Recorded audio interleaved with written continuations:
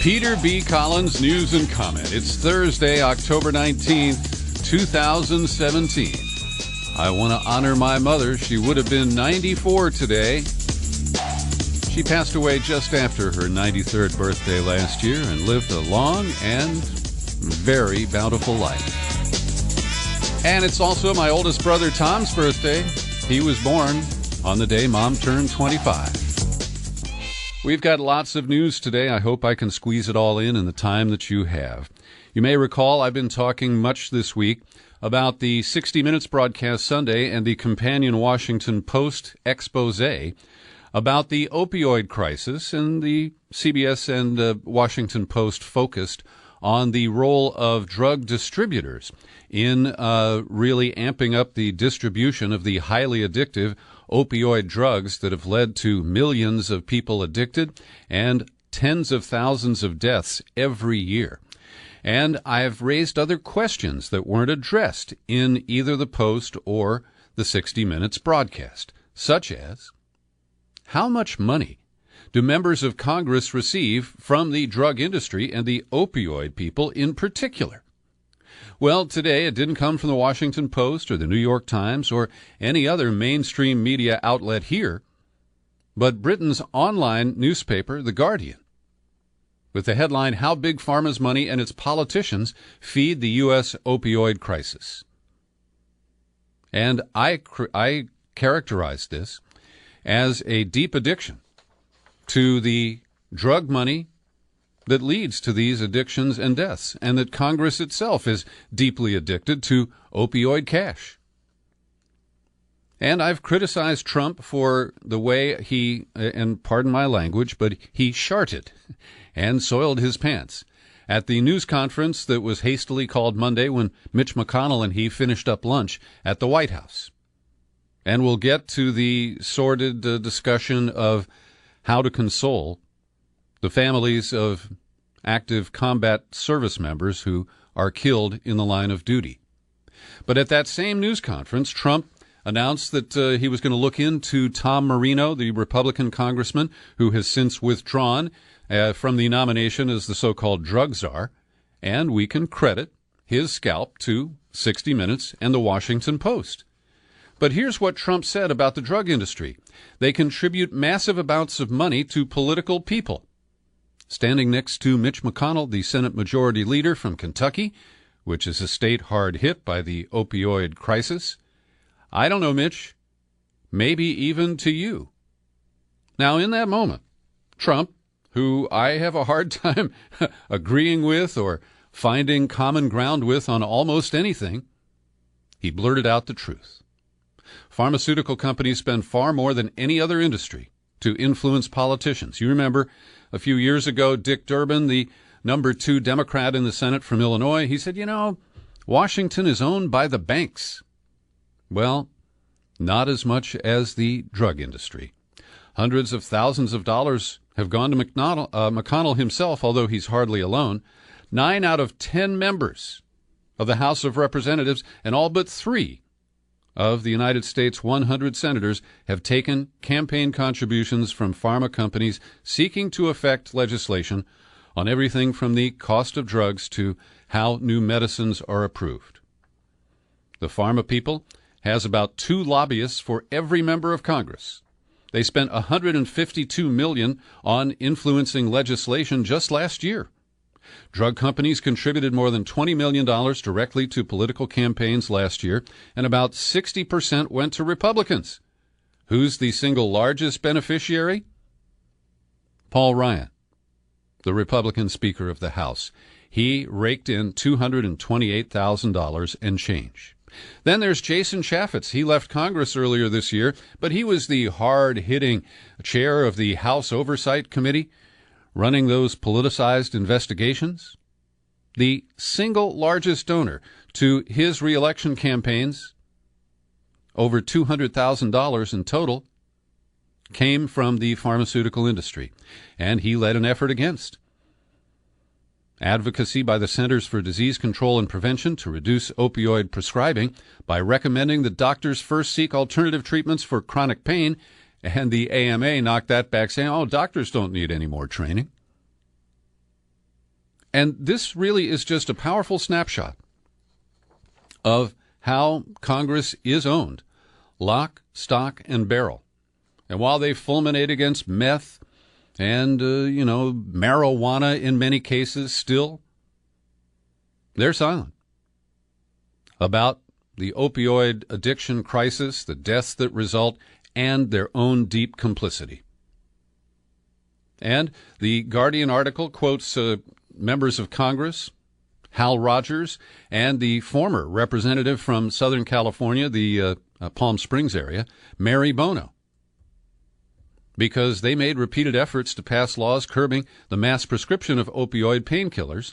And what's interesting is they cite Mary Bono here as alerted to the opioid crisis after her son, Cesar, who was fathered by Sonny Bono, became addicted. But let me remind you all that Sonny Bono was a member of Congress. Mary Bono took his seat after he died, and he died while playing hooky from Congress, skiing at my favorite resort at Lake Tahoe, while he was loaded on Vicodin. And Sonny Bono died by skiing into a tree while he was using these kinds of painkillers. Now, I want to note that Vicodin, I don't believe, is as dangerous as OxyContin. But the irony here is something that should not be lost. Mary Bono is, while she doesn't mention her late husband, she said, "We were getting tremendous pushback from the industry, a massive, well-organized effort." There's the Pain Care Forum, which has spent $740 million over the last 10 years lobbying in Washington and state legislatures against limits on opioid prescriptions.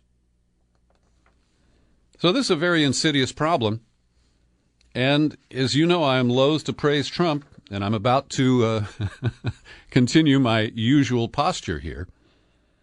But in this case, he actually told the brutal truth. Now today, my stomach turned. Just minutes ago, before I sat down to record this podcast, I reviewed my news sources and learned that the White House Chief of Staff, John Kelly, has demagogued the issue of how a president consoles the survivors of a soldier who is killed in combat. And this, of course, is complex, and it is driven by the known fact that John Kelly lost his own son in combat in Afghanistan. And he's been extremely private about this. It was Trump on Monday at that same news conference, and that's why I used the term sharted, because when asked what happened to those soldiers who were killed in Niger near the border with Mali, Trump responded with this bizarre, defensive attack on Barack Obama for the way he honored the military's dead. And yesterday, Sarah Huckabee Sanders, she dirtied the water even further by claiming it was disgusting that people in the media and a Florida congresswoman had used this issue in some kind of a sordid way.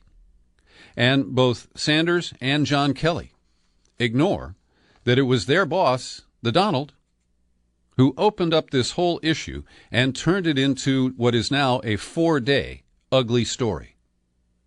And now it's made even uglier, because John Kelly made an unannounced appearance at the White House press room today, breaking years of silence over the death of his own son in Afghanistan. He said he was brokenhearted by the politicization of troops who died on the battlefield. Quote, "It stuns me that a member of Congress would have listened in on that conversation. Absolutely stuns me." He said he was so incensed by the episode that he walked among the gravestones at Arlington for an hour and a half on Wednesday.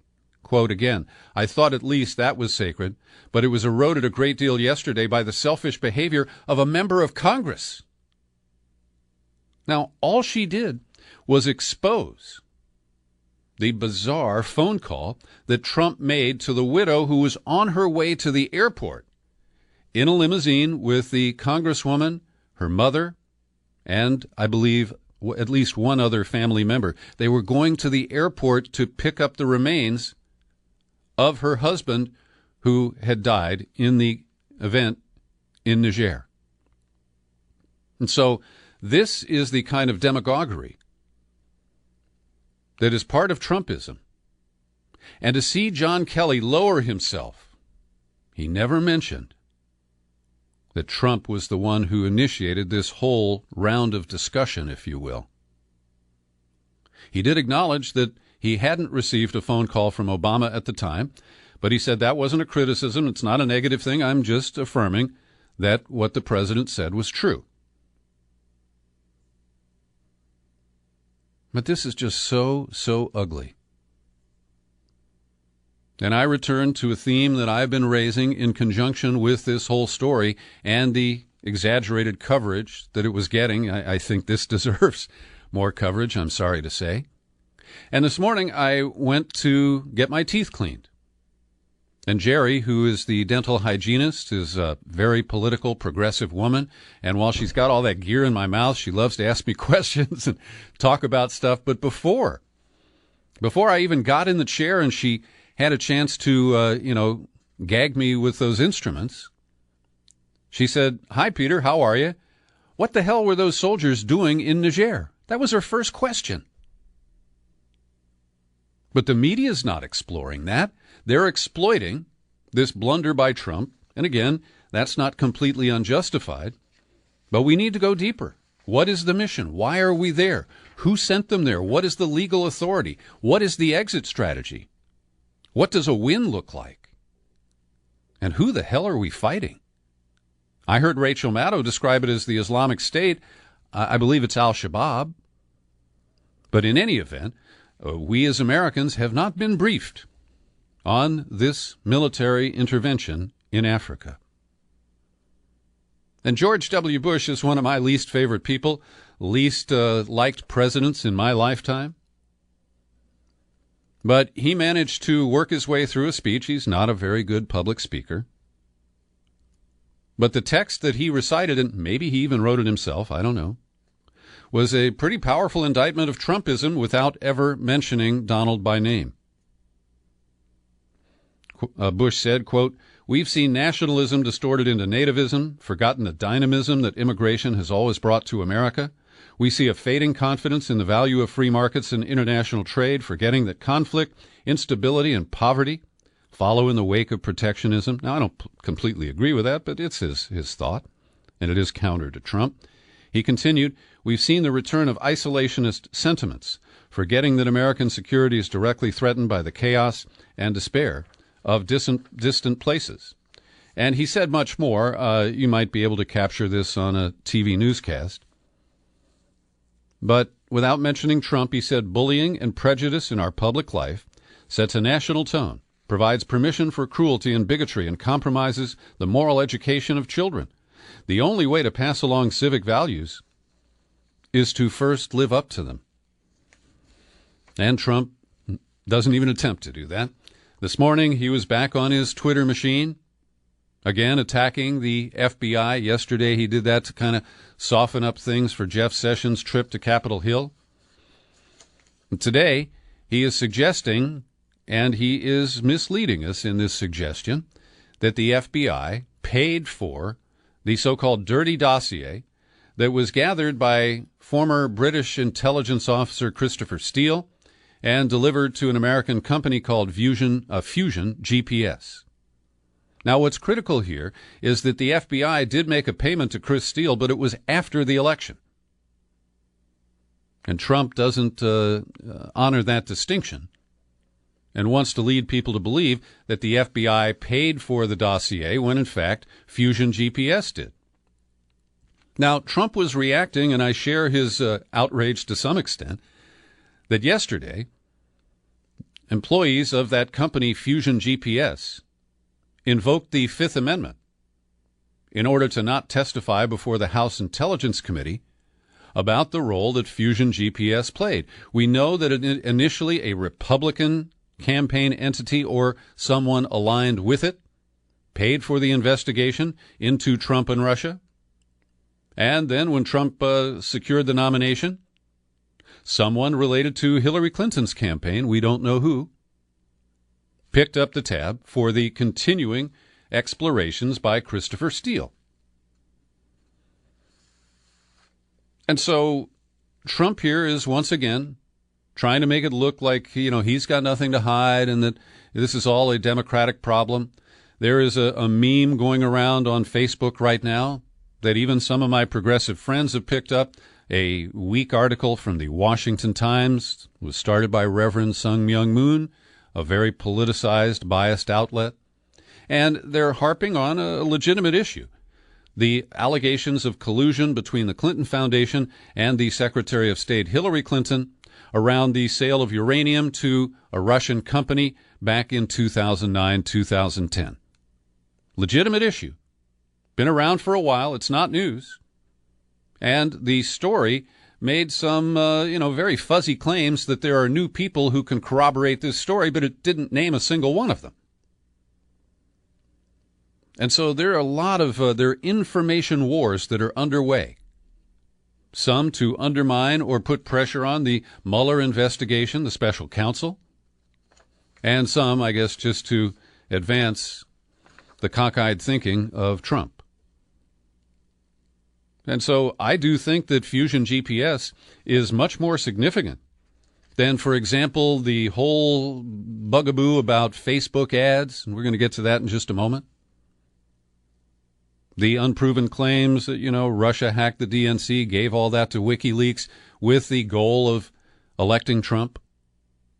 That stuff's not proven. But Fusion GPS, we know, was at the center of collecting dirt on Trump. And they got it from sources in Russia. But there's still too much we don't know about that. So John McCain and 2 Democrats are moving to force Facebook, Google, and other internet companies to disclose more information about online political advertising. And I fully support this. They should not be immune from the disclosure requirements. You may know I've worked as a media consultant on political campaigns, and here in California, when we post an ad on the internet, we have to include a hyperlink to a page that shows who paid for it. That is not required under current federal law. The internet ads have been given a pass. They are not regulated by the Federal Election Commission. And one of the reasons is they say, well, those ads are too small to include that information. Just put a link. It's not that hard to disclose it. And Ann Revelle, who is an honorable woman from California, she ran our election watchdog agency here, then was appointed by Obama to the Federal Elections Commission. She said it's ridiculous. We need to rethink all the exemptions for the Internet because even if Facebook might not have known about the Russian advertising, they knew, and we all knew, that this was possible. And in the New York Times article that I'm reading from here, they reference again the way this is written is misleading. Facebook sold more than $100,000 worth of ads to a Russian company linked to the Kremlin.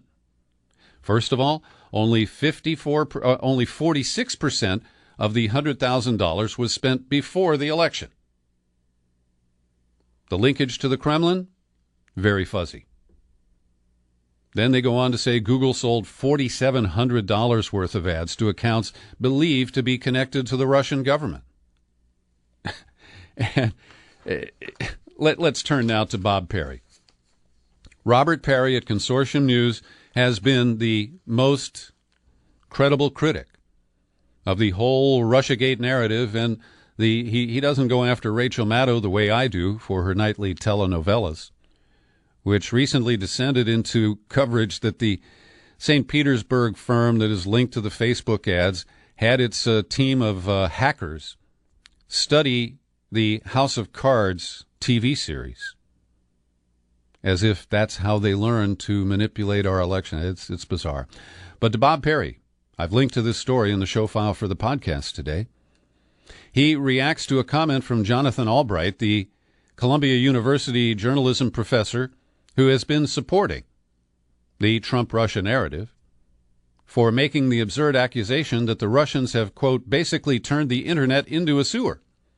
And Perry says, look, I've been on the Internet since 95, and the Internet's always been a sewer. Whatever some Russians may or may not have done in buying $100,000 in ads on Facebook or opening a couple of hundred Twitter accounts, the Russians are not responsible for the sewage coursing over the internet, because we didn't need Russian help to turn it into a sewer. And it's a great piece. He talks about the real situation, and then he quotes Mark Penn. You remember him? He ran Hillary's campaign in 2008. He has acknowledged the absurdity of thinking that such a piddling amount of money could have made a difference. In an op-ed in the Wall Street Journal this past Monday, he wrote, "I have 40 years' experience in politics. This Russian ad buy, mostly after the election anyway, simply does not add up to a carefully targeted campaign to move voters. It takes tens of millions of dollars to deliver meaningful messages, to the contested portion of the electorate." There's more in Perry's piece, and I encourage you to read it. And I also want you to link an op-ed that I've linked to in today's New York Times, penned by its columnist Andrew Rosenthal.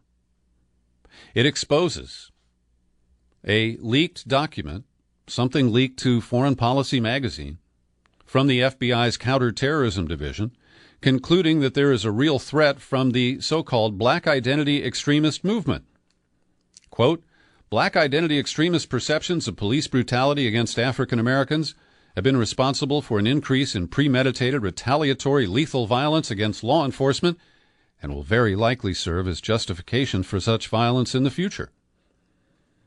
But Rosenthal asks, what exactly is black identity extremism? And he answers, nothing.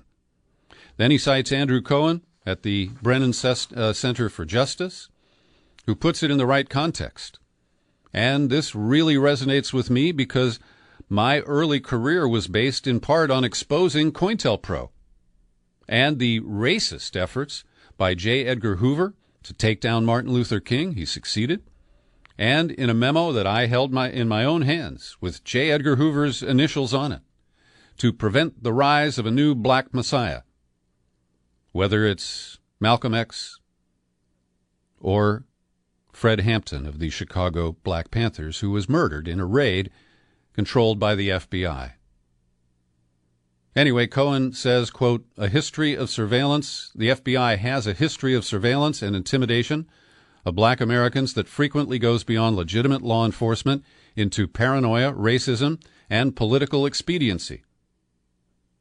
In the document, Rosenthal says they take pains to say that the mere exercise of constitutional rights may not constitute extremism.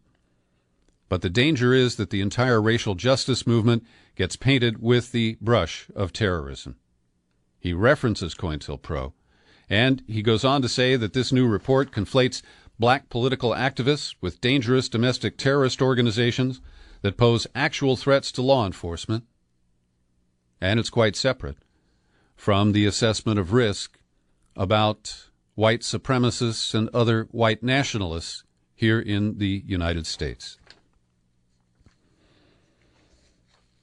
Over the summer, I did 2 in-depth interview podcasts, one with the whistleblower from the Air Force Academy in Colorado Springs, a woman named Teresa Beasley, who had been recruited there to help counsel victims of sexual assault and try to reduce the incidents in the Air Force and at its military academy.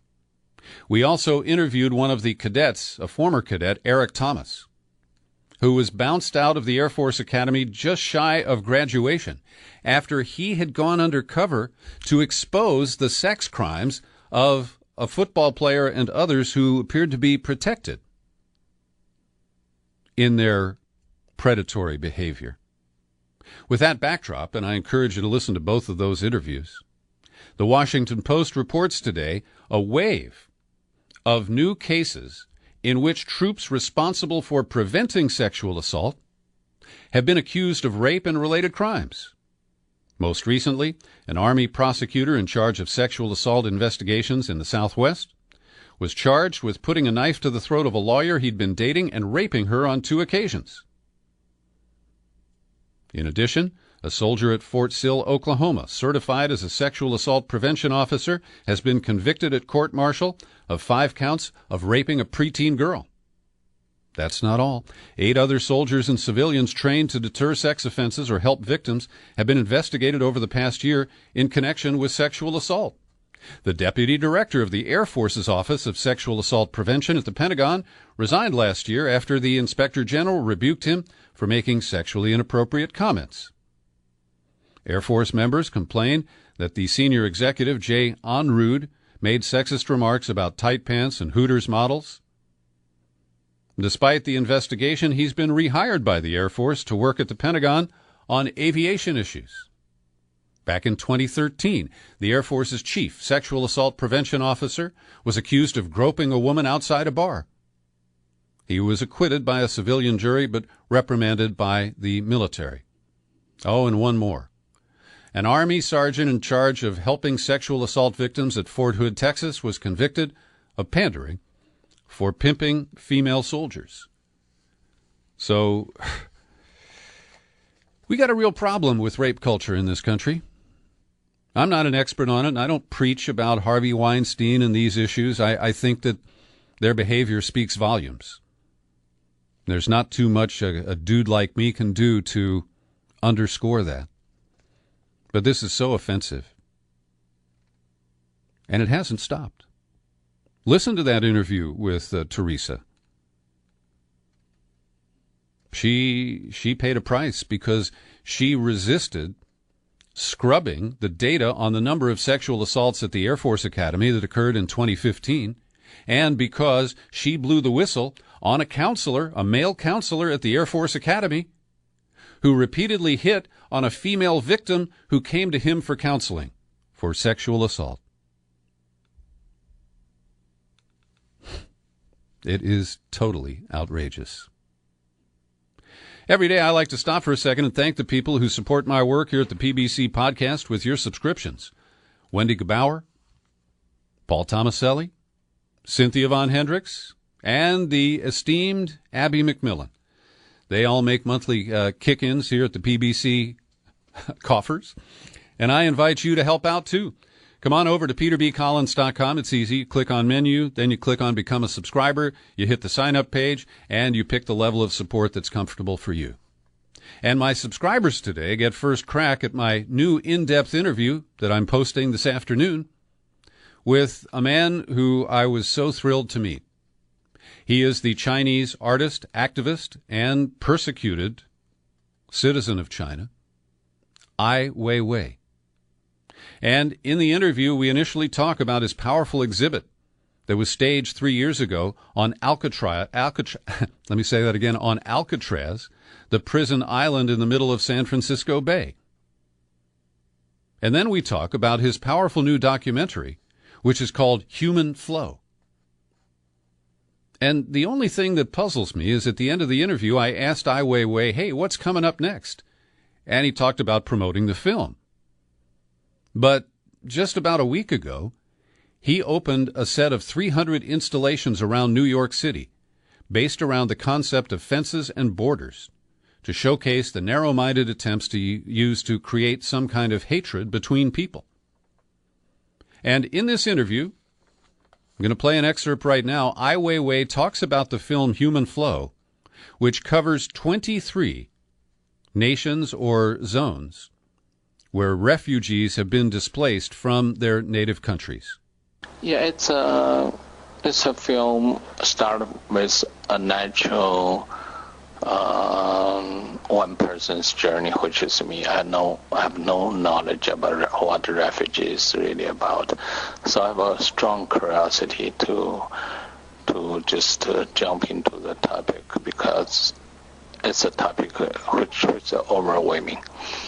So by doing that, it seems very natural to use the language I'm familiar with, which is filming or recording or documenting, or research. It's also things I'm very familiar with, because I was doing this kind of human rights works in China, and we often have to do very quick response to those kind of tragic situation. And I did 10, 20 films before. It's all for internet. It's everything to put in the theater. As mentioned, the full interview with Ai Weiwei is available for subscribers today at peterbcollins.com and all of our outlets except YouTube. For various reasons, the subscriber content does not go to YouTube, but you can find it everywhere else you access the PBC podcast. This may be just my personal interest, but I'm fascinated by what is shaping up to be a new Spanish Civil War. I have a print of Picasso's powerful painting Guernica from the last Spanish Civil War in the 1930s. And I've visited Spain a couple of times. Barcelona in particular is a place I love. And the Catalonian people are facing a showdown with Madrid. The leader of Catalonia sent a letter to Madrid, and he refused to abandon the push for independence, even hinted that they may declare independence if Madrid continues to block their efforts to establish some dialogue.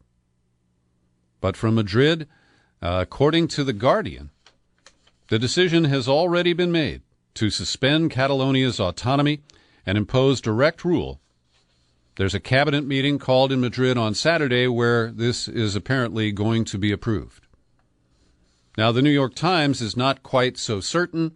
They say that Spain is setting the stage to take control and that it's not quite a done deed. In any event, this is going to be a very ugly showdown. And as you know, I support the aspirations of people anywhere to declare their independence and live free of what they consider to be outside influence or interference. And so we'll be watching this carefully. I want to credit BuzzFeed for disclosing a story about how a couple of days after the referendum, a group of farmers from Catalonia faked out the central government's police. They went to the border up north of Catalonia, the border with France, and they dropped hints that they were going to block the border. So the national police got there before they did, and after the farmers with their tractors and trucks and heavy equipment modified their plans, they closed the highway, the freeway, it's actually a toll road, between the French border and most of the area north of Barcelona. And they were able to trap the cops there for what is described as most of the better part of a day. I kind of like that stuff. The other day I reported on the truck bombing in Mogadishu, Somalia, that claimed over 300 lives and injured at least 400 more. According to the Associated Press, this led to widespread protests in Mogadishu yesterday, and some in Somalia have called this bombing their 9/11 and are demanding worldwide attention. I don't blame them. But in this AP story that runs about 400 words published in my local San Francisco Chronicle, there is no mention that this truck bombing appears to be in retaliation for an American raid that occurred in August where 10 civilians were killed. I guess there just wasn't room to include a reference to that in a story designed for consumption in the United States. Briefly, a federal judge in Brownsville, Texas today issued a ruling ordering the Immigration and Customs Enforcement people to allow an undocumented 17-year-old girl in their custody access to abortion. It's a complicated story, but this young girl fears reprisal from her family if she returns to her home country pregnant. And finally today, I was amused when I read this piece at Vice News because the headline is grossly misleading. It's not quite a listicle, but it says everything we still don't know about the Las Vegas shooting. They talk about the lack of hallway cameras at the Mandalay Bay Hotel. Why was the security guard, Jesus Campos, shot? Where did he go after the shooting? And I learned from this article that he popped up on the Ellen DeGeneres show on TV yesterday. And according to Vice, he didn't clarify much. Then they raised questions about Paddock's girlfriend, the shooter's motive, and where the money will go for up to $10 million that has been raised for the victims of the shooting. But they ignore the most obvious question that lingers about this grisly event on October 1st. I'm sorry, it was on October 8th. I misstated that. And I want to thank a dedicated listener and a subscriber, Dick Atlee, who lives in Maine, who sent me a link to this YouTube video. And I can't vouch for everything that's in it, but I find the presenter, Mike Adams, who is generally known as a health ranger, he discloses that he's an expert on forensic acoustics related to weapons, and that one of his hobbies is long-range target shooting. So I'm going to play a couple of snippets from this, but I have linked to it in the show file for the podcast, and if you are still curious and skeptical about the ever-shifting narrative of the events of October 8th, I invite you to review it. It's about 30 minutes long. All right, welcome to Forensic Acoustic Analysis of the Las Vegas shooting. My name's Mike Adams, the Health Ranger. I am, of course, the Lab Science Director of CWC Labs, as well as an avid long-range target shooter. And so I have kind of a unique position to bring you this analysis. Now, for those of you who are watching from law enforcement or the FBI, I'm going to give you the location of the second shooter. And if you're like, whoa, what second shooter? Just hold on. I'll walk you through it, okay? It's very simple. So this is... Now, I'm going to compress this because I've already run over my general limit of 30 minutes today. But what he does is measure the acoustic sounds that he drew from real-time recordings at the scene of the gunshot sound that came from the gun that was used, whether it was in the tower wielded by Stephen Paddock or perhaps somewhere else.